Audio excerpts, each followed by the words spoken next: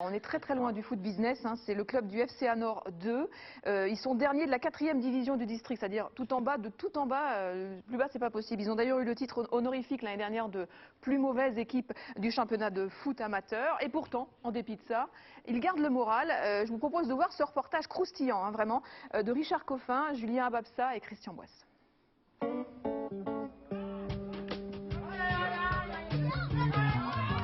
Les dimanches, on y croit, on y a cru il y a 15 jours, on y a cru là. Et puis au dernier moment, on craque. Bon, ce sera partie remise, c'est pas grave. Et là, vous êtes encore dernier du championnat. Et on a encore le petit pousset, ouais, encore le dernier. Un but, comme toujours. C'est pas normal ça, bah oui. Sur le terrain d'Anor, les adversaires marquent souvent et trop. Le Anor FC2 collectionne les défaites avec un certain courage, la classe des perdants. Faut revenir le milieu, faut revenir. Chaque week-end, en 4e division du district de l'Escaut, le 18e et dernier échelon du foot français, les Noirs et Oranges tentent le coup et échouent. Depuis 1 an et demi, aucune victoire. À 12 km de Clairefontaine, pas celui des Bleus, non celui de l'Aisne, la commune d'Anor. 3380 habitants, la région de l'acier où se forge aussi le caractère des combattants. Bernard Bayeul, le président du club, est de cela. Il répète à l'envi qu'Anor est le point culminant du département, 271 mètres, mais en foot c'est aussi le point le plus bas, d'où une certaine philosophie de ville. Ah, ça arrive, mais ça va aller mieux l'année prochaine. Ah, vous êtes déjà l'année prochaine? Ouais, on va recruter. Et cette saison c'est... C'est râpé. Ah, c'est râpé. Ouais, mais l'année prochaine ça va aller vite. Je vais reprendre une licence.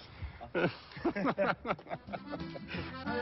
on n'arrête pas les gars, allez. De l'humour, 128 licenciés et du cœur à l'ouvrage, l'identité d'Anor. 2 fois par semaine, séance sous l'autorité du président, également entraîneur. Bernard, 61 ans, fait beaucoup, presque tout, même. On veut une belle Christophe là, hein. Allez. Accélère. Cadré. Allez Mika. Cadre Mika, prends ton temps mes cadres. Allez Edouard. Allez, on accélère. Va le chercher, un petit lobe. Edouard.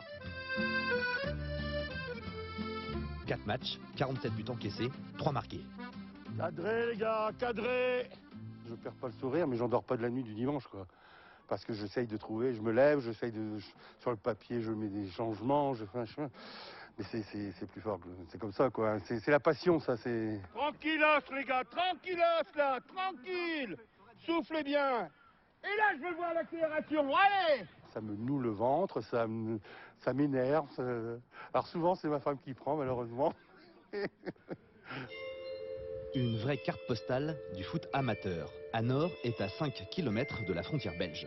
Le président-entraîneur est aussi adjoint au maire et trésorier. Avec 10 000 € de budget, il n'envisage pas vraiment l'exil fiscal à l'heure où le débat fait rage avec la taxe à 75%. Ça me fait rire. Franchement, ça me fait rire. Quand je vois ce qui se passe dans le football français actuellement, je me demande où on va, quoi. Par contre, pour la polémique, je suis tout à fait d'accord avec notre président. Et il a eu raison de rien lâcher. Ici, le président est entendu. Personne ne lâche rien. 5h30, dimanche, jour de match. Vincent, 43 ans, libéraux, travaille avant de jouer. Son magasin ouvre 7 jours sur 7 et lui ne pense qu'à une chose, débarrasser Anor de son étiquette de dernier.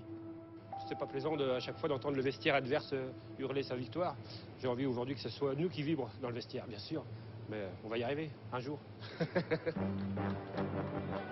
Tous les week-ends, Anor est donc en campagne pour balayer cette image d'éternel perdant et ce titre décerné la saison passée de plus mauvaise équipe de France. Face à Sarpoterie, en jaune, les Noirs et Oranges créent la sensation. 1-0, ils mènent pour la première fois de l'année. Oui, mais en face, il y a du répondant, un partout à la pause, c'est déjà ça. D'habitude, c'est la défaite, donc on a l'habitude pour... Mais là, un partout à la mi-temps. C'est bien, franchement, c'est bien. Alors voilà, c'est impressionnant. Alors, venant d'Anor, ouais. Seulement, la bonne impression ne dure pas. Sarpoterie, 7e du championnat, marque d'entrée en deuxième mi-temps. Anor, 4 défaites en 4 journées, s'accroche et égalise avant de tomber. 3 buts en un quart d'heure. Anor perd encore 5-2. On est toujours proche de la victoire. Et à un moment donné, ça craque et on en prend 3-4. C'est malheureux parce que ça fait un peu de mal pour le moral, mais ça fait rien. On a le sourire quand même. Ce que j'aurais aimé, c'est crier un peu dans le vestiaire. Et c'est encore pas aujourd'hui qu'on va le faire. Ces moments, Anor les attend depuis le 29 avril 2012. Un jour, c'est sûr, ça viendra.